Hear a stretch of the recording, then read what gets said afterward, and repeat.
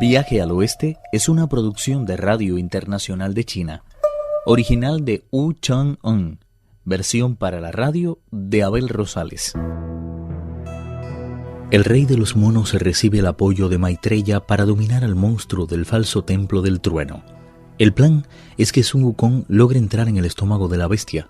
Por eso Maitreya, haciéndose pasar por un hortelano, le ofrece un melón que es el rey mono. Sin mirarlo siquiera, el monstruo empezó a comerlo con la intensidad propia de un animal.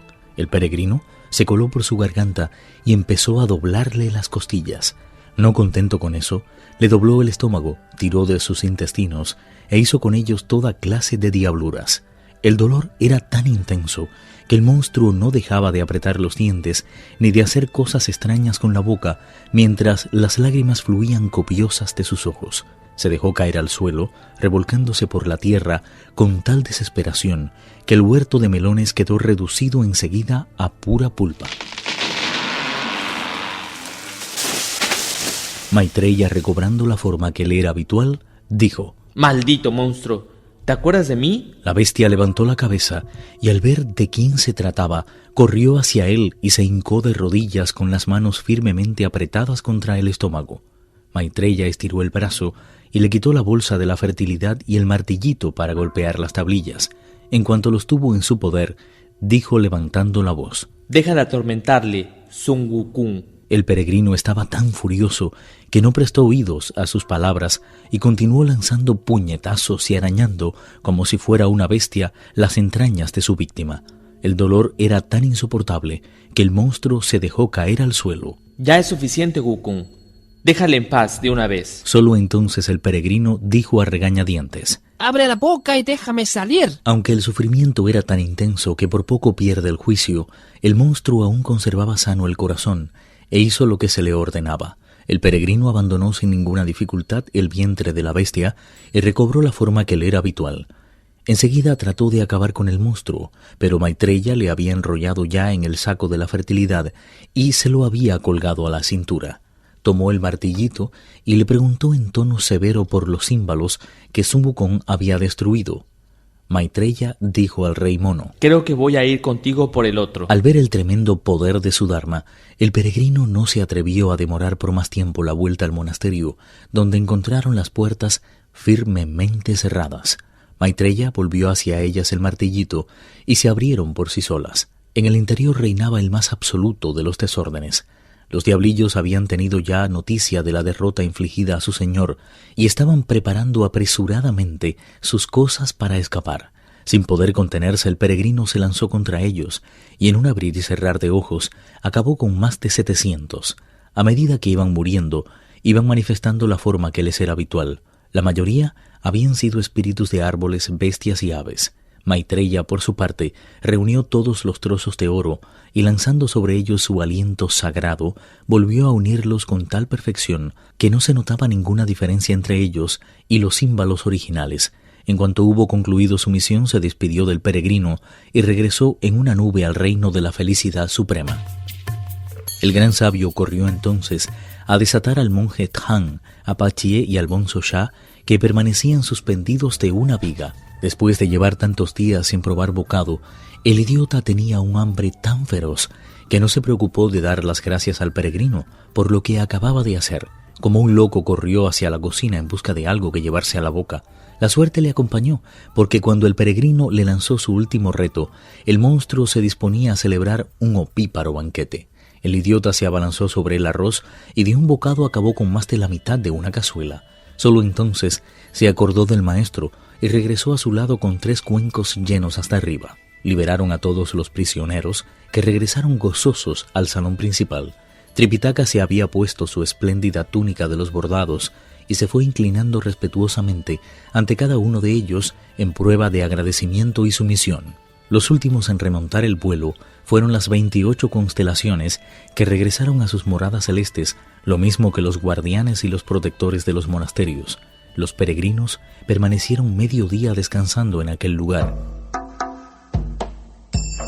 A la mañana siguiente, tras dar de comer al caballo y asegurar bien el equipaje, reanudaron la marcha. Antes de lanzarse a los caminos, prendieron fuego a aquel falso monasterio y no pasó mucho tiempo sin que quedara reducido a cenizas. Fue así como lograron escapar de una prueba terrible, prosiguiendo su viaje en cuanto todos los obstáculos y dificultades quedaron definitivamente allanados.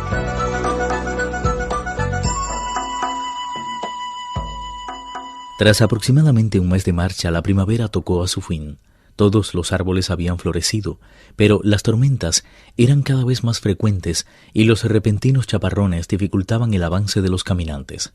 Un día, la lluvia comenzó cuando estaba empezando a hacerse de noche y Tripitaka exclamó desalentado, tirando de las riendas del caballo. ¿Dónde podremos encontrar cobijo?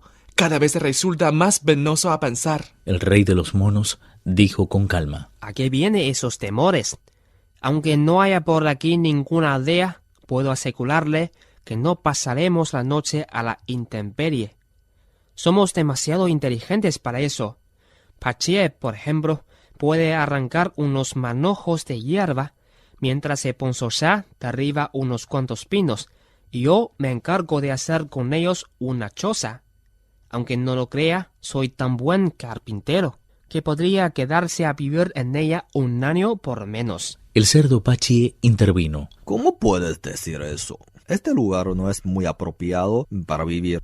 Toda la montaña está llena de tigres y lobos y hay espíritus debajo de cada piedra.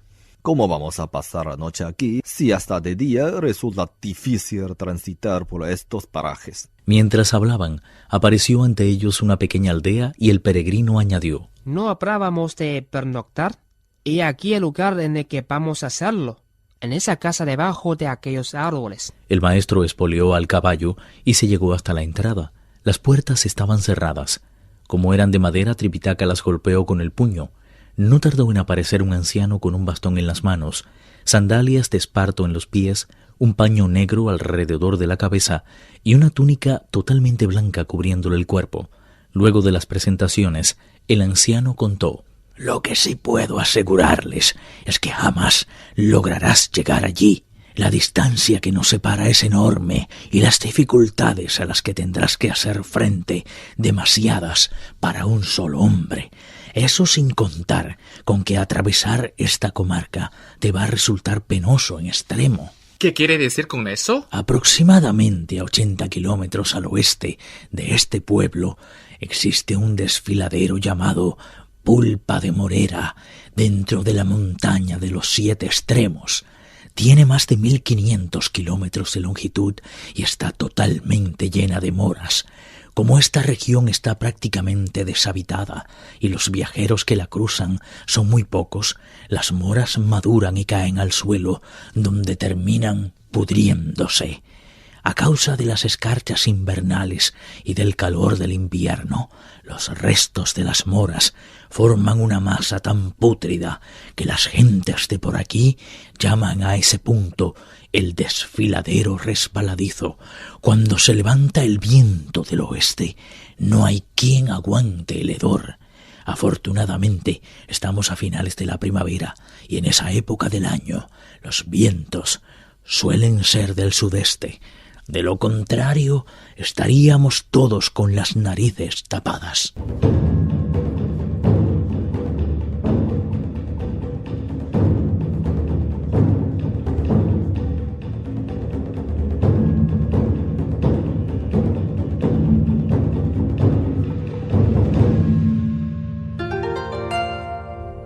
Viaje al oeste, uno de los 4 grandes clásicos de la literatura china. Versión para la radio, Abel Rosales. Actuaron en este capítulo Pedro Wang, Raúl López, Alejandro Li y Víctor Yu. Esta es una realización de Abel Rosales, quien les habla, para Radio Internacional de China.